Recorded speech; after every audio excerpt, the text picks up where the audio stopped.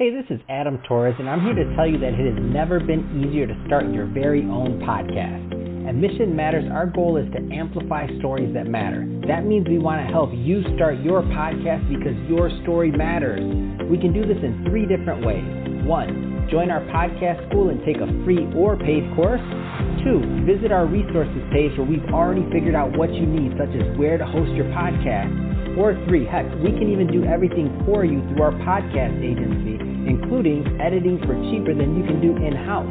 Oh, and no contracts, services month to month. Get started by heading over to missionmatters.com and click on Start a Podcast. All right, now let's get into the show. Hey, I'd like to welcome you to another episode of the Mission Matters Business Podcast, your source for all things business. My name is Adam Torres. You can follow me on Instagram at AskAdamTorres. Keep up with my book releases, book tour schedule, signings, all that other good stuff. Always love to connect with you there. And as always, if you'd like to apply to become a co-author of one of my upcoming books, just head on over to the website, missionmatters.com, and click on Become an Author to apply. All right, today I have Sarah Saffari on the line, and she's co-founder and a business coach over at CEOwned. Sarah, welcome to the show. Thanks for having me. All right, so I'm excited about today's topic. So the neuroscience behind changing your life, mindset, and finances, huge topic on the show, and I'm excited to get your perspective. But before we do that, let's talk a little bit more about what you're doing over at CEOwned. Tell us a little bit more about your company, please. Yeah, so we help service-based businesses essentially grow and scale their businesses. So 2 types of people. Either they're starting from absolute scratch and they want to build their first 6 figures, or they're making some money and they just want to grow to the multiple 6- and 7-figure range. And we walk them through our blueprint and our processes to essentially be able to do that. So, Sarah, at the end of this, I'm going to give you the opportunity to leave your website or social media, email, wherever you want people to connect with you at to get more information. But I do want to make sure that the right types of individuals do connect. Are there any particular, I know you mentioned size. It sounds like you work with various sizes, but are there different niches or things that you specialize in? Just to give the audience a feel, because I want to make sure the right people connect. Yeah, totally. So we work with fitness individuals, so people who want to build their fitness business online, as well as relationship coaches or mindset coaches or any kind of coach who's in the service-based industry, and they're really, really good at what they do. They're good at wearing a coaching hat, but they're kind of like stuck on the marketing part. They're stuck on the sales part. They don't really know how to get themselves out there. They don't know how to consistently get high-paying clients that can come to them, and then they can build a signature offer that will keep people coming back. So those are typically the people that we help grow the fastest.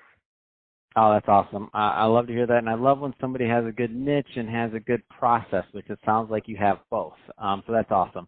Let's switch it up a bit. So I do want to jump into today's topic. So the neuroscience behind changing your life, mindset, and finances. I know that we could probably talk about that for hours, if not days, and there's only so much we can do in a 15-minute episode. But where do you want to start with this one? Because we want to tackle something today. Yeah, I think when it comes to business and when you kind of get into the nitty-gritty of everything in the sense of talking to people and finding out where they're blocked. So you can have the best systems, you can have the best processes, you can have all the things that someone needs in play from a skill perspective, and sometimes people will still be stuck. Sometimes they feel like, they just can't get past certain hurdles that they have. And that's where the neuroscience comes in. That's where neurobiology comes in and all this kind of stuff. And that's what I struggled with. So with me personally, like when I first started my first business, which was a fitness business online, I had every coach in the books. I had every strategy. I had everything that I needed to be successful. And I just was struggling. And I was just struggling to make it. And people around me using the same strategies were able to, reach success and make lots of money and do all those kinds of things. And for me, it just came down to a mindset level. And that's where I got to a point where I was like, started studying this stuff. I started studying neuroscience. I started studying the principles of it and learning about nerves and nerves that wire together, fire together, and learning about how to program and unprogram certain behaviors and how that serves you and doesn't serve you in your business. And so that's kind of the biggest thing is a lot of times people allow subconscious programs that are essentially based on neural wiring from either before the age of 7 or things that have been programmed after that age through repetition really influence how they go about their business. And although they might have everything at their hands, they'll still feel stuck, or they'll still feel like there's something stopping them. So I can give like more concrete examples, right? So someone can know exactly like a sales process, or how they can, go through a certain script or through a certain process, or how to frame certain things. But if they're stuck in a limited mindset of how to be able to really sell a product that they know or they believe in that can be successful, they're not going to be able to. Maybe because from a young age they were told that all sales are icky, or that if you do this, you're a bad person, or rich people, are bad, or inherently just, can't help the world or service the world, or those kinds of things. And so what it really comes down to is finding out, okay, where are my limitations? Where do I feel stuck? What kind of neural programming have I allowed to get in the way of me growing my business and then being able to continuously expand my life? Because in your first 6 figures, multiple 6 figures, you are your business. And if you don't bring those subconscious patterns, behaviors, and neural wiring from a subconscious level to a conscious level, you're going to stay stuck.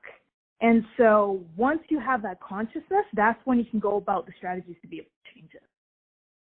So I know that everybody's going to be at different points on their journey, right? Like, so everybody's doing in their own point. Some people are a little further ahead. Some people are not quite as far ahead because this is new information to them. Where I do like to give like some tangible things and just things that people can start today. Like I'm a low-hanging fruit guy, so I'm like, if I can start something today, great. If it's going to take me too long to do that, I might not get around to it. It might be on that long list of to-dos. So what's something that not asking for any magic bullet here, but what's some things that people can start at least thinking about today if they're in that mindset to where they want to make a change? Totally. I think the biggest thing is becoming aware. The easiest way to become aware is literally take out a piece of paper, take out a pen, and write down every single thought that you have in one day, even in 5 hours if you want to, and just write it all out. And when you just do that exercise for a few hours in your day, and you review every single thought that you've had, or at least most of them, and you look at them, a lot of times we are ourselves shocked at the amount of negative patterns that we have, the thoughts that we have, the things that we go through, the things that end up influencing our behavior, our actions, and the results that we end up getting, right? So I think the biggest thing is, how do I take my subconscious thoughts, bring them to my conscious awareness, so that then if I want to choose to, I can go ahead and change them. And that just comes from awareness, and awareness just comes from the simple strategy, just as simple as writing it all down, finding out what's serving you, finding out what thought patterns aren't serving you, and then from there, if you want to choose to change it, you can go ahead and do that. That's awesome. I think that's really helpful advice. And so now let's get into this idea of consistency. So you're building these patterns, if you will, in your brain and other things. Like, so what's that next step? I want to talk to the people that are a little bit like further along. So maybe they've heard of some of this stuff, but maybe they just haven't had a good time, or they're not as far along as they like to be on the implementation part. Let's talk to them for a bit. Right. So they have an awareness of this, but they just have no idea what the next steps are. Right. So I think, like I was saying earlier, when it comes to the neuroscience section of it, nerves that wire together, fire together. That also means nerves that no longer wire together, no longer fire together. And so you have to take patterns that don't serve you, and you have to unwire and unfire those patterns. And like you were saying, it takes effort, it takes consistency, and it takes time. And that's why most people don't do it. Because although it's possible, and although we don't have some kind of genetic destiny, and we can literally change our gene expression in very short periods of time, and are literally the way that our brain looks from a neurological perspective, it takes time and it takes repetition. And so I think if I were to give one piece of advice, I think a lot of times we'll get super motivated for something, we'll want to do it, maybe we'll be feeling really good for 2 or 3 days, maybe a week, and then we'll fall off. And I think the biggest thing is to allow yourself space to say that's okay. Like if you're doing something for a week and you fall off, let's say you choose to meditate. Let's say you want to unwire a pattern, you want to meditate, you start meditating 20 minutes a day. After 7 days, something comes up, you fall off. I think the biggest thing is just giving yourself grace, allowing yourself to fall off, but then just getting back on the wagon. And I think nothing is more important than failing forward and failing fast and then getting back on it and doing that same thing. What happens a lot of the time is that people allow the so-called failure to defeat them. And as a result of that, they end up just not going back for it because they feel so defeated. So stick to something, make a choice, find an intention, find a why, the reason why you want to do it that's going to hold you to it. And once and if you fall off, that's okay. Give yourself grace and then just hop back on it. Man, that's awesome. I love this. And I love the answer, by the way, because I find that so many people, they maybe beat themselves up over this, like whether it's, and you actually work with a lot of people in fitness too, and it's like, it doesn't do you any good, right? I mean, we're humans. Like, we're going to make mistakes like we're supposed to. It's okay. But like, we just keep trying. And so I love that you say, give yourself space. I think giving yourself that space can make all the difference. I think it's a great tip. Yeah, definitely agreed. I think, that's the biggest thing. And there's a lot of fitness analogies as well, right? Like we got to go through the pain. We got to go through the soreness before we can heal, before we can get back on it, before we can get stronger. And so just using that as something to push you forward instead of hold you back. So Sarah, that being said, if somebody is listening to this right now and they want to learn more about CEOwned or they want to connect with you and your team, I mean, what's the best way for them to start, connecting and also to follow your content and the things that you're putting out? Yes. So a couple options. First one is they can hop on our website at www.theceownedcoach.com. So that's CEOWNED.com. Or they can follow me on Instagram at Saffari Sarah, like Safari, like you're going on a safari, but 2 S, and then Sarah, Sarah. Fantastic. Well, Sarah, it's been awesome having you on the show today, and love to hear your insight on the neuroscience between really changing your life and also how you're helping your clients over at CEOwned. I think it's awesome, and I love your approach because the more coaches you help, the more clients they are then in turn able to help. So I think it's great what you're doing. And to the audience, as always, thank you for tuning in.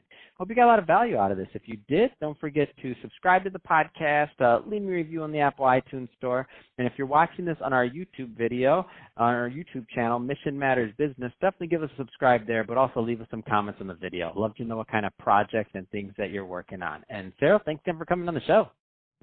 Thanks for having me.